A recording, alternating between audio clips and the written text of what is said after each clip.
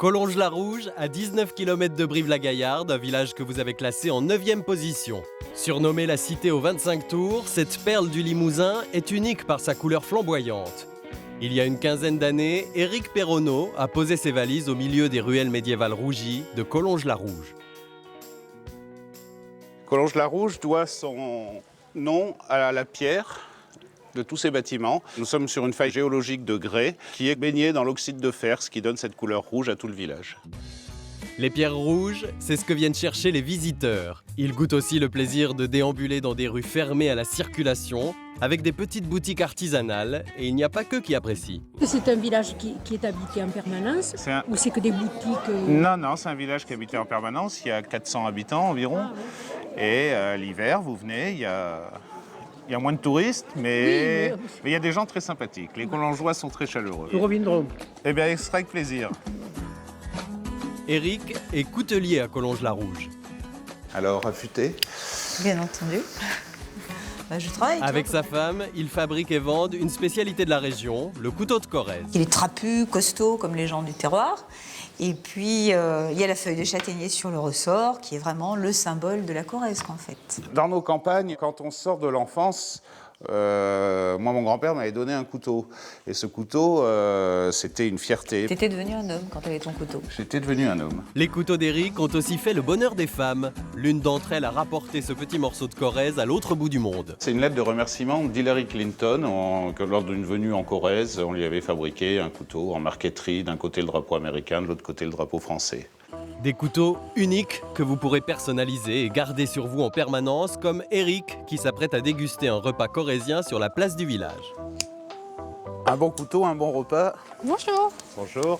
Nous sommes dans l'un des 8 restaurants du bourg. Dans cet établissement, la spécialité c'est la moutarde. On peut en déguster 18 sortes. Et la star, c'est la moutarde violette créée à Collonges à base de mou de raisin. Extra. La moutardière en chef, Ingrid, incorpore le condiment dans tous ses plats, même dans les desserts. Vous pourrez aussi tester à la maison son moelleux au chocolat, à la moutarde de noix, effet garanti sur vos invités. On s'attend à trouver un goût un petit peu amer ou piquant, et ça n'est absolument pas le cas dans ces moutardes que nous avons. Nos moutardes sont tellement douces et parfumées que c'est une vraie découverte pour les gens. Pour Éric, qui connaît bien le restaurant, ce n'est plus une découverte. Ah, mon gâteau. C'est son péché mignon. Merci beaucoup. Délicieux. Ici, chaque terrasse réserve un cadre sublime. Il n'y a qu'à lever les yeux pour faire un bond dans le temps.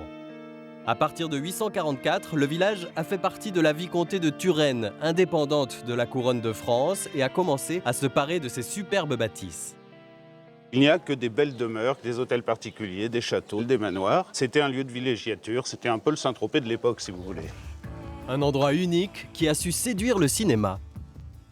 Dans ce village, le temps s'est arrêté. Aucun fil électrique, aucun poteau. C'est pour ça qu'il y a eu énormément de films. Poil de carotte, Capitaine Fracasse. C'est un lieu vraiment magique. De la magie, il y en a aussi dans les bois qui dominent le village.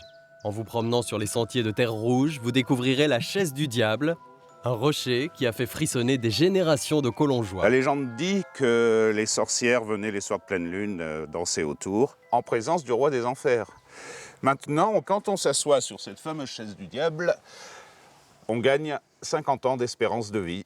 50 ans de gagné pour Éric. À Collonges-la-Rouge, à n'en pas douter. Il y a des très beaux villages en France, mais le seul qui ait vraiment cette âme due à son architecture, due à sa couleur et due aussi à la gentillesse de ses habitants, c'est Collonges-la-Rouge.